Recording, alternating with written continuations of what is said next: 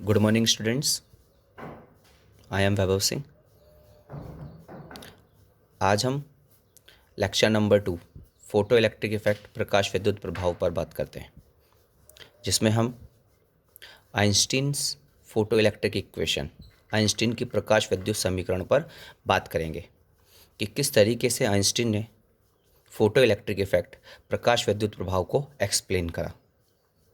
उसके लिए एक सिंपल सी अपन बात करते हैं। मैंने कल आप लोगों को बताया था कि जो अपने पास मेटल होता है, इट मीन्स जो धातु होती है, उसमें जो बाह्यतम कक्षा के इलेक्ट्रॉन होते हैं वो नाभिक से दुर्बल बंध द्वारा जुड़े हुए होते हैं।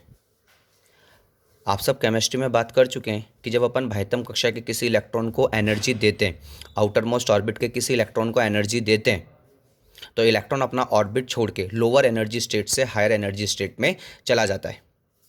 और अगर अपन किसी भी इलेक्ट्रॉन को या फिर आउटर मोस्ट ऑर्बिट के इलेक्ट्रॉन को, बाह्यतम कक्षा के इलेक्ट्रॉन को अगर सफिशिएंट अमाउंट में एनर्जी प्रोवाइड करते हैं तो वो एटम को छोड़ के भी चला जाता है, एटम से बाहर चला जाता है। तो ऐसी कंडीशन पर, इसी चीज़ पर अगर अपन बात करते हैं तो आइंस्टीन ने भी बिल्कुल एज इट इज़ ऐसे ही करा। उन्होंने एक मेटल सरफेस लिया, उन्होंने एक कंडक्टिंग सरफेस लिया, और उस कंडक्टिंग सरफेस में अपन बात करते हैं उसी फ्री इलेक्ट्रॉन पर जो पूरे सिस्टम में फ्रीली कहीं पर भी क्या कर सकता है, मूव कर सकता है, स्वतंत्रतापूर्वक कहीं पर भी घूम सकता है। और आप सबको मैं कल बता चुका हूं कि जो मुक्त इलेक्ट्रॉन होता है, फ्री इलेक्ट्रॉन होता है, वो लूजली बाउंडेड होता है फ्रॉम न्यूक्लियस, मतलब न्यूक्लियस से लूजली बाउंडेड होता है, मतलब नाभिक से दुर्बल बंध से जुड़ा हुआ होता है। जब अपन इस फ्री इलेक्ट्रॉन पर एक सफिशिएंट अमाउंट या फिर सफिशिएंट एनर्जी या एक निश्चित ऊर्जा का जब फोटोन आपतित करते हैं, फोटोन, कल मैंने आपको बताया था कि फोटोन क्या होते हैं, फोटोन ऊर्जा के पैकेट होते हैं, और हर एक फोटोन की या फिर हर एक पैकेट की एनर्जी किसके इक्विवेलेंट होती है, E = H के इक्वल होती है। तो अपन क्या देखते हैं कि जैसे ही अपन किसी भी मेटल सरफेस पर एक सफिशिएंट एनर्जी, एक निश्चित ऊर्जा का फोटोन आपतित करते हैं, तो वो फोटोन जब किसी फ्री इलेक्ट्रॉन से जाके स्ट्राइक करता है, टक्कर करता है, तो ऐसी कंडीशन पे इलेक्ट्रॉन उस एनर्जी को क्या करता है, एब्जॉर्ब करता है। एब्जॉर्ब करते इलेक्ट्रॉन वाइब्रेशंस करता है, और जैसे इलेक्ट्रॉन के पास एनर्जी आता है, सबसे पहले वो इलेक्ट्रॉन से जो उसका लूज बाउंड है, लूजली बाउंडेड है, या जो दुर्बल बंध है, उसको तोड़ के कहाँ तक आता है, सतह तक आता है। सतह तक आने के बाद सरफेस पर आने पर अगर उसके पास एनर्जी रिमेनिंग बचता है या एनर्जी बचती है, तो रिमेनिंग एनर्जी से वो अपनी काइनेटिक एनर्जी गेन करता है और सिस्टम को छोड़कर बाहर चला जाता है। और जो ये इलेक्ट्रॉन एमिट होता है, इस इलेक्ट्रॉन को ही अपन फोटो इलेक्ट्रॉन बोलते हैं।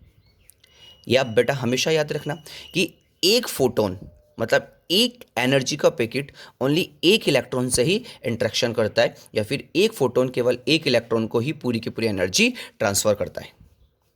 तो ऐसी कंडीशन पर अपन क्या देखते हैं कि यहाँ पर जो भी एनर्जी थी वो एनर्जी 2 पार्ट्स में डिवाइड हुई। पहली एनर्जी इलेक्ट्रॉन को किसी भी मटेरियल सरफेस से या धातु से कहाँ तक लेके आई, सतह तक लेके आई, सरफेस तक लेके आई।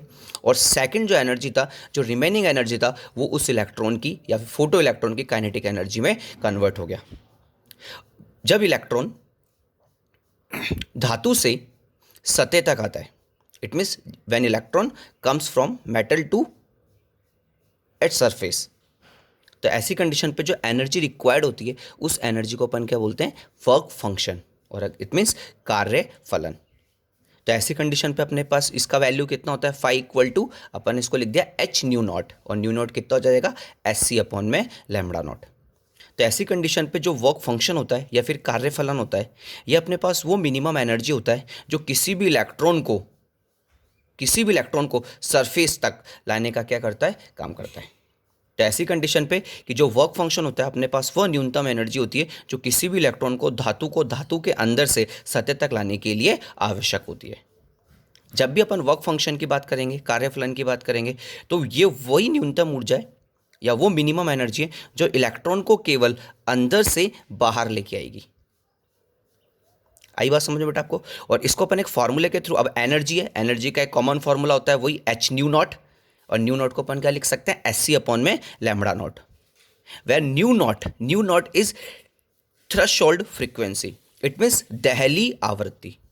दहली आवृत्ति की अगर मैं बात करूं तो ऐसी कंडीशन पे मतलब वह न्यूनतम आवृत्ति जो किसी भी इलेक्ट्रॉन को अंदर से, मेटल के अंदर से कहाँ तक लेके आने के लिए रिक्वायर्ड होती है, सतह तक लाने के लिए आवश्यक होती है, रिक्वायर्ड होती है।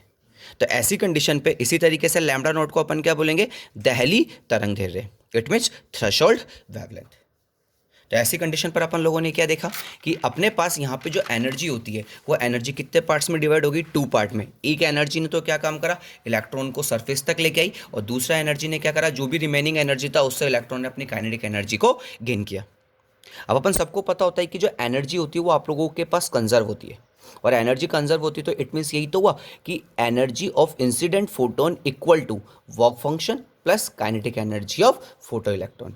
इट मीन्स आपतित फोटोन की ऊर्जा इक्वल टू कार्यफलन प्लस फोटो इलेक्ट्रॉन की गतिज ऊर्जा। अब आप सबको पता है कि आपतित फोटोन की ऊर्जा कितनी है, energy of incident photon is h nu equal to 5 plus kinetic energy max. Then h nu equal to कितना हो जाएगा, h nu naught plus kinetic energy max. इसको अपन इधर की तरफ लेके जाते हैं तो kinetic energy max equal to कितना हो जाएगा, h minus h nu minus h nu naught, equation number 1। और आप सबको पता होता है काइनेटिक एनर्जी मैक्स, अगर मैं इसको काइनेटिक एनर्जी का फॉर्मूला लगता हूँ तो वो हाफ mv² के इक्वल होता है।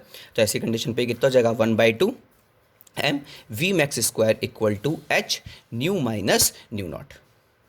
यहाँ पर आपको एक बात याद रखनी है, इसको भी अपन आगे डिस्कस करेंगे। मैंने यहाँ पे काइनेटिक एनर्जी को EV0 के इक्वल लिख दिया, where E is charge of electron and V0 is stopping potential, it means अंतक विभव। तो ये बात अभी आप अपन लोगों को डायरेक्ट याद रखनी है, इस टर्म को अपन आगे डिस्कस करेंगे। तो ऐसी कंडीशन पे kinetic energy max equal to EV0, then from equation 1, तो ऐसी कंडीशन पे EV0 equal to h nu minus nu naught. तो ऐसी कंडीशन पर अपन लोगों के पास यहाँ पे वैल्यू क्या बन जाएगी, अपन E को नीचे लेके जाते हैं, then V0 equal to h upon में E nu minus h nu naught upon में E। अब अपन इस इक्वेशन को कंपेयर करते हैं, क्योंकि अपन यहाँ पे ग्राफ ड्रॉ करेंगे किस किस के बीच में, V0 it means stopping potential and knew it means frequency. It means अगर मैं सिंपल सी बात करूँ तो V0 इट मीन्स, अगर मैं सिंपल सी बात करूँ तो स्टॉपिंग पोटेंशियल मतलब अंतक विभव, और यहां पर अगर न्यू की बात करूं इट मीन्स फ्रीक्वेंसी, ठीक है ना, of incident photon, it means आवृत्ति, आपतित फोटोन की आवृत्ति के बीच में क्या करेंगे, एक ग्राफ ड्रॉ करेंगे। तो ऐसी कंडीशन पे अब आप देखिए कि सबकी पावर 1 है, तो ऐसी कंडीशन पे मेरे को पता होता है कि एक स्ट्रेट लाइन, एक सरल रेखा का इक्वेशन कितना होता है, y equal to mx minus c होता है। तो ऐसी कंडीशन पर अगर मैं इन दोनों को कंपेयर करता हूँ तो x इक्वल टू कितना हो जाएगा, nu, y equal to V0, m equal to h upon में E, c equal to h nu naught upon में E। तो ऐसी कंडीशन पर अगर अपन यहाँ पे ग्राफ ड्रॉ करते हैं तो देखिए आपके पास कुछ इस तरीके का एक स्ट्रेट लाइन का आप लोगों को कर्व मिलता है, जिसमें y एक्सिस पे अपन स्टॉपिंग पोटेंशियल अंतक विभव को लेंगे और s एक्सिस पर अपन लोग आवृत्ति को लेंगे, आपतित फोटोन की आवृत्ति को लेते हैं। तो ऐसी कंडीशन पे अब माइनस का साइन है साथ में, ये देखिए इधर माइनस का साइन है, तो माइनस का साइन नॉर्मली अपन को क्या रिप्रेजेंट करेगा कि जो भी आपके पास कर्व बनेगा वो जो भी आप लोगों का मूल बिंदु है उस मूल बिंदु से नीचे की तरफ चलेंगे अपन। तो ये जो वैल्यू होगी ये सी को रिप्रेजेंट करती है, और सी का वैल्यू आप लोगों के पास कितना हो जाएगा, एच न्यू नॉट अपॉन में ई।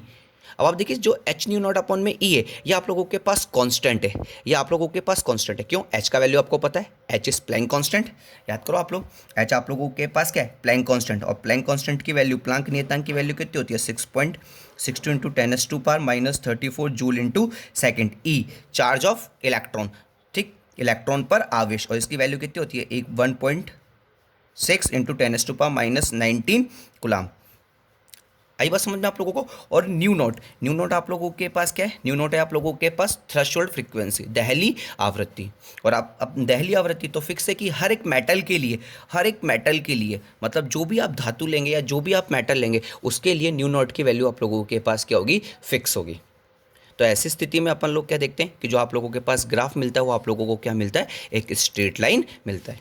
तो इस तरीके से अपन लोग नॉर्मली क्या करते हैं, इस तरीके से अपन लोग प्रकाश वैद्युत प्रभाव या फिर फोटो इलेक्ट्रिक इफेक्ट की इक्वेशन को रिप्रेजेंट करते हैं, जिनको आइंस्टीन ने इस तरीके से अपन लोगों को क्या करा था, टोटली एक्सप्लेन किया था।